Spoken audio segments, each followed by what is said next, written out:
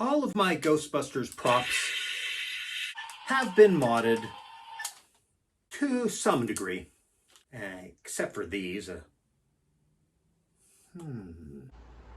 Now, I've done some videos about the various mods, including some instructional ones, with more on the way, eventually. I realize, though, that not everybody has a soldering iron, or a Dremel, or a heat gun. Ow! So I thought maybe I could do a video on how to modify the Imagine by Ruby's, aka Walmart PKE meter, using stuff you might actually have around the house. Now, if you'll notice, I've already done 2 mods here. This one is pretty easy. You just need some silver paint. This is what was recommended by Amanda's prop shop for the Proton pack. We use model paint, whatever. And either a small paintbrush or a toothpick. So you just dip, dip, dip, paint, paint, paint, whoops, wipe, wipe, wipe, dip, dip, dip, paint, paint, paint, wipe, wipe, wipe. As far as the lights go, I know some people have asked me to do a video showing how I could do that, but I don't think I'm qualified. This is the 3rd time I've done this, and it's the only time that I've managed to do it without disabling some of the lights. This one only has all the lights working because my buddy Fred had a broken PKE meter and gave it to me to use for spare parts. Thanks, Fred. And you'll notice even then that this lowest light isn't as bright as the others. However, in case you want to try it yourself, I will put up a diagram from the Ghostbusters of Aberdeen for 5 seconds starting now. 1, 2, 3, 4, 5, 6, 7, 8, 9. Oh, so the mod I want to demonstrate is how to do this, to make the right button when you're facing it move the wings, and just the other one just be the turn on and change direction button. Now, this will disable the Try Me mode. Big loss, I know. 2 caveats before you do any kind of modifications. First of all, make sure it works the way it's supposed to. Because if there's a manufacturer's defect and then you start fiddling with it, well, that's going to be a little bit difficult to return. Well, I guess you could lie, but no, don't do that. The second is be very careful with these because, well, these are pretty cheap and I've kind of lucked out, but quite often, apparently the wires are loose and you could make them even more loose by, well, actually, I've had a little bit of first-hand experience. Fred had one where a wire was loose, and fortunately he has a friend with a soldering iron. So, you will need a few things which I assume you'll have lying around the house. I don't really know much about non-handy people. So, first of all, you will need a Phillips head screwdriver that's at least 1/2 inch or 1.3 centimeters in length. Yep.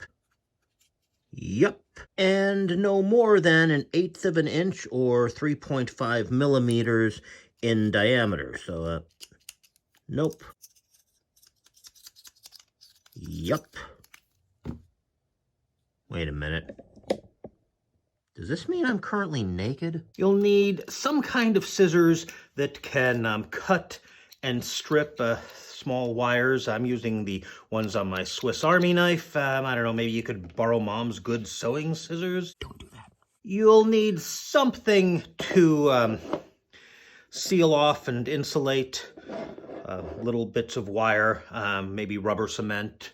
I'm using contact cement. Hot glue gun would be ideal for this, but I'm assuming you don't have one. And you might need a pencil, I'm not quite sure yet. Also a small flathead screwdriver so you can pry things up if you have to. I've got one on my Swiss Army knife. So let's do this here, and nice thing is you can keep the batteries in there because the back just comes off. Nothing is connected to the back. Well, once you get the screws out, and might be a good idea to have something nearby to put the little screws in, like a dish or something. Of course, it didn't occur to me, and I'm not going to get up now. It's really hard to walk in these shoes.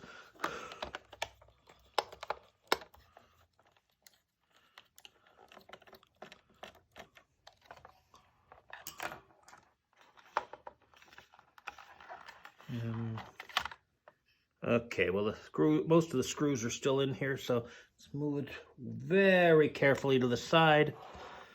Now then, let's remember, okay, this is a try me button, right?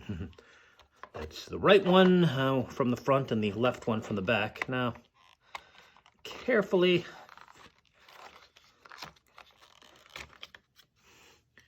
take the back off here.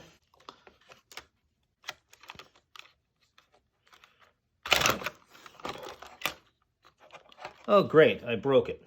Well, I'm gonna have to solder this back on here, so don't do what I did, but I can already demonstrate something here. We're using the scissors to strip the wire, so very carefully go around it.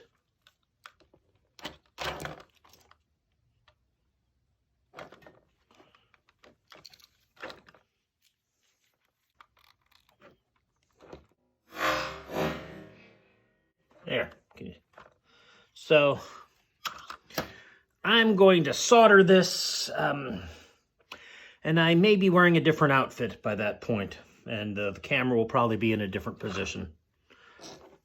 But now you understand why I mentioned being careful. So carefully using the flathead screwdriver that I mentioned in an insert.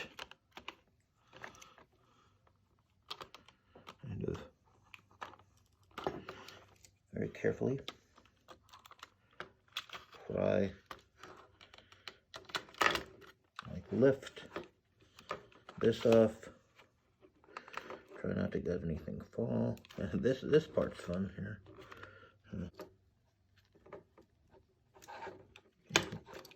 Hopefully I'm not blocking too much here, but hopefully I didn't yank another thing out.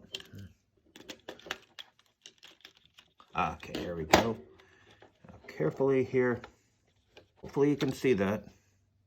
Oh, she took the button out there, but this is why you need the little scissors, little sharp scissors. Okay, make sure you don't cut the other one.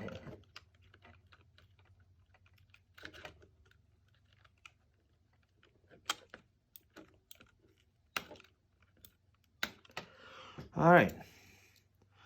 And then, since we've got this way anyway, wire stripping once again. Okay. Next, well, here's the motor. Maybe put some. Here are the motor wires, and both wires are the same length, so I would, well, good question where to cut it. I'd say maybe, yeah, around here, closer to the motor, because, well, that way if you have to do something, at least it's not buried under everything. So then, you know what, I'm gonna fish it out here, give me more room to work with when I strip it.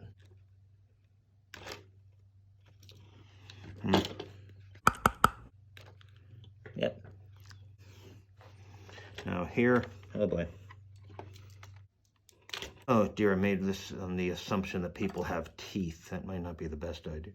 Okay, so, well, you've seen how this button's in there, so. There you go, put this under. Put this back in. In there. Yep. Okay, so carefully twist the wires together. Then, well, I guess this can go under, huh?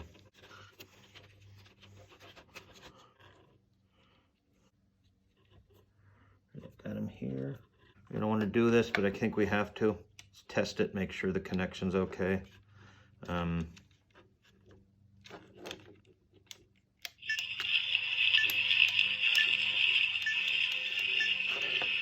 You see that? That might not have been the best idea because it's kind of, yeah, well, let's just turn it off right now. Okay, so now that the connections are secure, you could use rubber cement or, you know, hot glue gun if in the unlikely event you have one. If you do, why are you watching this video other than for the entertainment value? I guess I can be entertaining, right? Yeah, come on.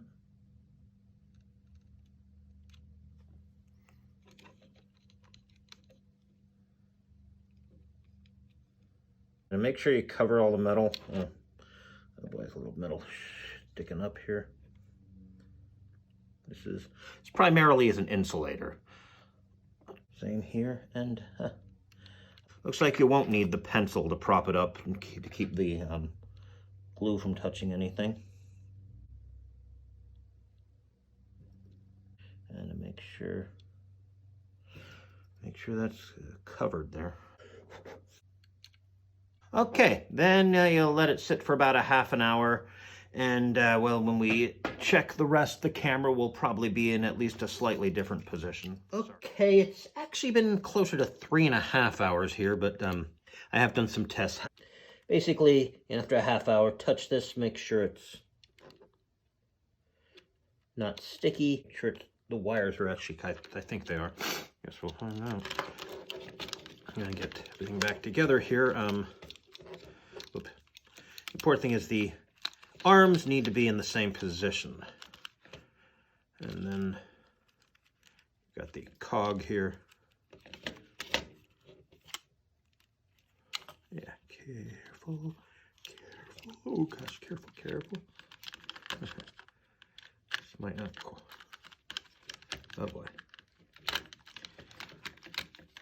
These need to be in the same position as one another, so they have to move them a little to fit the cog in. This cog. Let's go underneath. Is that right? It goes on an angle, doesn't it? Yeah. There. Are they in the same position? Let me.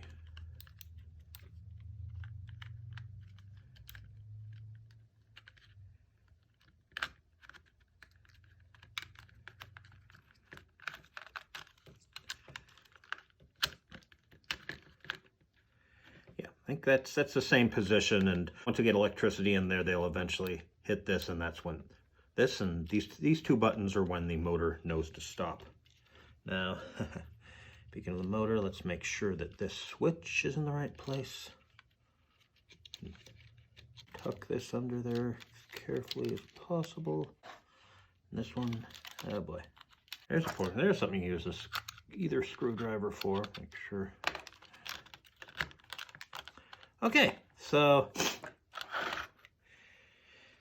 and since you've got it open anyway, if you want to remove this to make it more screen accurate, I mean, not as screen accurate as this, obviously, but you might, screws, right?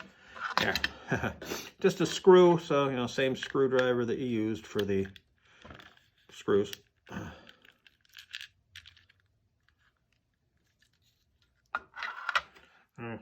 Save it for your pile of stuff that you eventually throw out. Whoop. Stay in frame, stay in frame. There, now. So I knew I was missing something. There, okay, all right. Now, well, we'll get the screws later here. Let's test to make sure it works. Hold it either tightly, switch on. Whoops.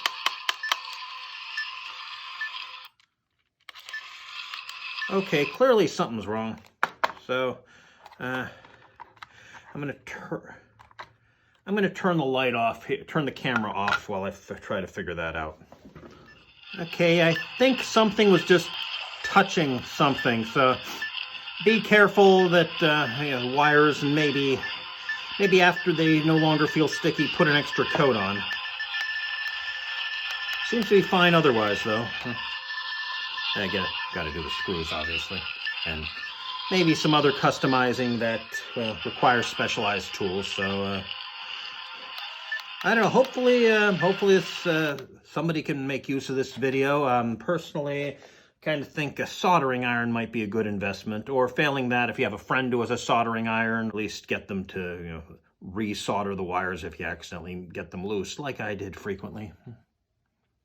Well, too often anyway.